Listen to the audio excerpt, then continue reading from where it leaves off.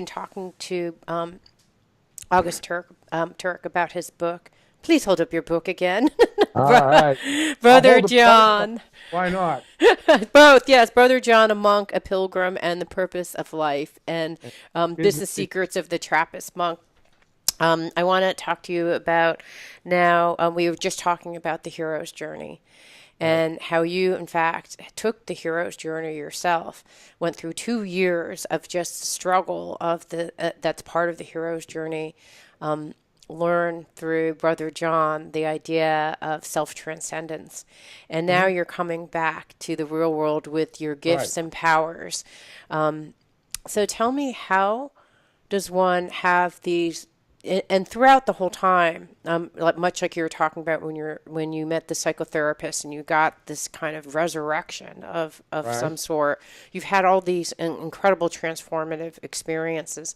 So now you've had these like just elevated experiences, and now here comes a business meeting, where like how did you now come with this transcended state and integrate that into the rest of your life? Well, to me is uh, the ultimate form, which is interesting to talk to you because you don't get into this with very many people. But we're going pretty deep. The ultimate form of selflessness is it's ego death, and the that's when you really lose yourself. Hmm. Um, but what I'm really talking about is there's many other layers of this, and it's selfless service. So the theme of everything that I do now, I call it service and selflessness. Hmm. And what I show in my book is that if you want to be successful in business and in life, the more successfully you forget your selfish motivations, the more successful you will be. Hmm. So the whole idea is to become selfless and apply selflessness to your business.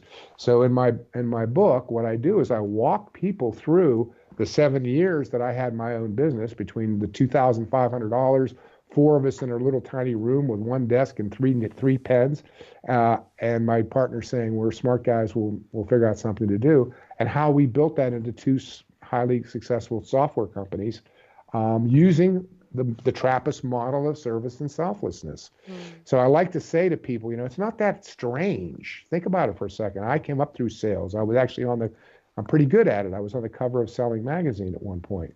And what every great salesman knows is that the more he forgets about himself, forgets about his product, forgets about his quota, forgets about his commissions, and instead fanatically focuses on serving his customer, of helping his customers' needs, the commissions take care of themselves. The commissions, the money, those things are the byproduct. The same thing with a company that forgets about profits and its products, instead focuses on its customers. The products will take care of themselves. And finally, I'd say, what people talk, I write, I'm a leadership editor, contributor for Forbes magazine. I write about leadership, so I think I'm something of an expert on it. And what I know about leadership is that the more you forget about your own promotional path, the task of leadership is not to get me promoted. That's not what I should be focusing on as a leader. My job is to get you promoted and her promoted and him promoted. And the better job I do at getting other people promoted, the faster I get promoted. Hmm. Hmm. So, Interesting. so the more you forget about yourself, I keep coming back to a simple dictum. It is in our own self-interest to forget our self-interest. Hmm. And, and the more, instead of it just being a technique where I'm going to somehow or another pretend that I'm selfless in order to get this raise, and the more it becomes who we really are because we practice it over and over again, the better everything in our life will work. Our relationships will work better. Our business will work better. So I show in my book, Business Secrets of the Trappist Monks, example after example after example.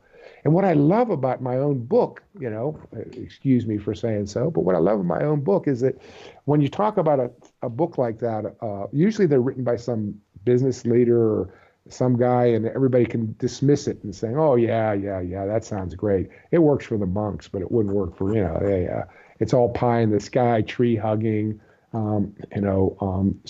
soft." But no, every single chapter starts with a story from the monastery, then an illustration of how the monks use this particular virtue like faith in their business with a true story from their business, and then how I used it in my business to take $2,500 and turn it into $150 million in about 12 years. Yeah, can I add one caveat? And I Yeah. really would like to interview your book because the only caveat that I would add is when I'm listening to you, I think a listener would be like, I get it. Well, then if I really want money and success and to parlay 2,500 to 150 million, all I have to do is be selfless.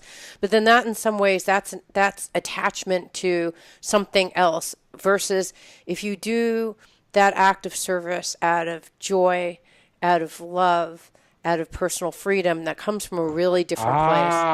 Well, the subtitle of my book is One CEO's Quest for Meaning and Authenticity. You're Mm. making the distinction between selfish selflessness and authentic selflessness. Ah, that was perfect. It's selfish. And I Selfishness for something authentic. and I keep saying in this book, this is not a little game. It's not like you help a little old lady across the street and then you say, "Ooh, now I can go buy a lottery ticket because I'm going to win." Uh, no, you can't game the system.